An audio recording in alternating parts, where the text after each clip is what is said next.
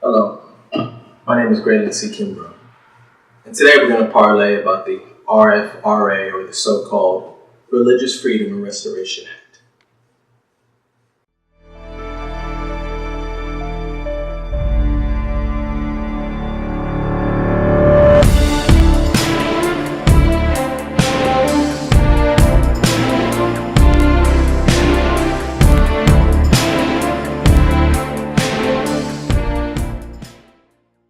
The RFRA, the Religious Freedom and Restoration Act, not a new legislation, because actually it's been on the books for decades now.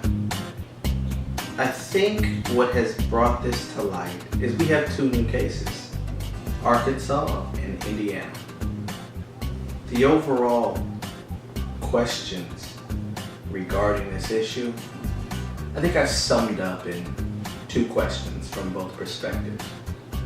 One side says, should your religion infringe upon my life?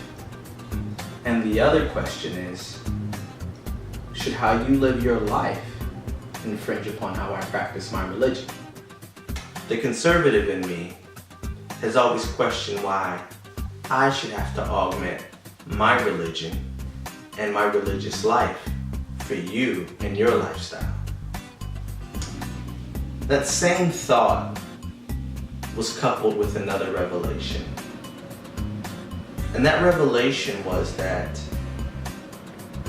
religion is inherently subjective. And what that means is religion has been used to justify almost anything. If I have a problem with something, I can find a religious justification for why it's a problem. If I have an issue with an aspect of society, I can find a religious understanding for why it's a problem for me. So what this forced me to do was think about the issue in terms of history and education. Do we have precedents historically for how religion is applied to public life?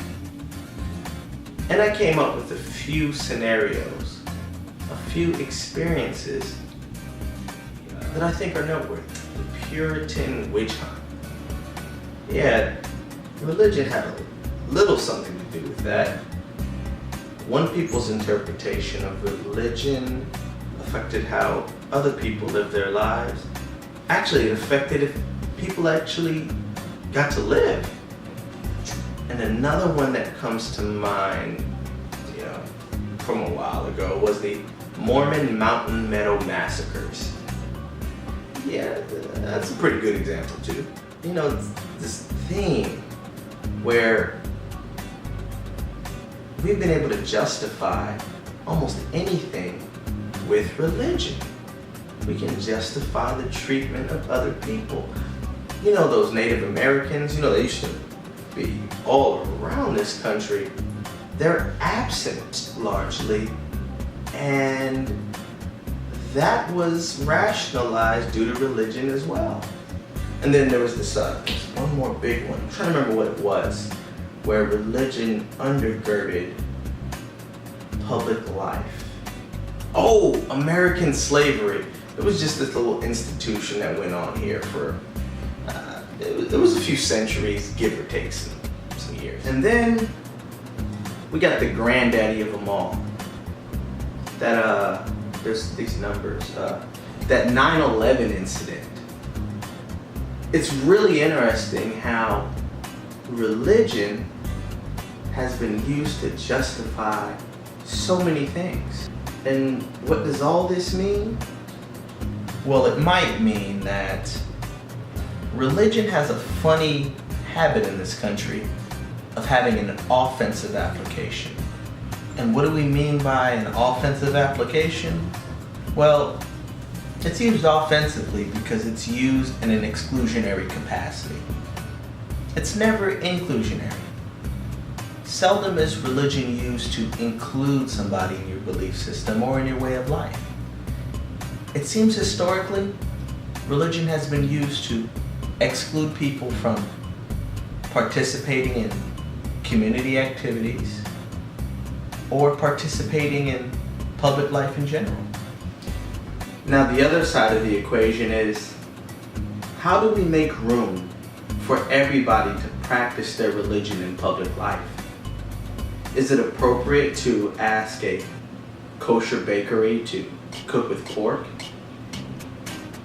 Is it acceptable to ask a Christian bakery to make work that is inconsistent with their belief system? Those are legitimate questions. Perhaps the fundamental question is there a difference between a religious business and a business that's ran by religious individuals? Is every bakery that is owned by a Christian the same thing as a Christian bakery? Religion is about how you live your life. It's about how you live your life around other people, with other people.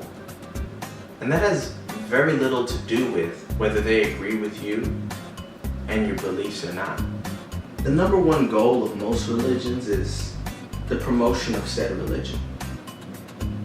And in the spirit of American capitalism, our true free market system, I thought religion was a free market system as well, in which we are trying to show individually and collectively why our religion is the one to follow.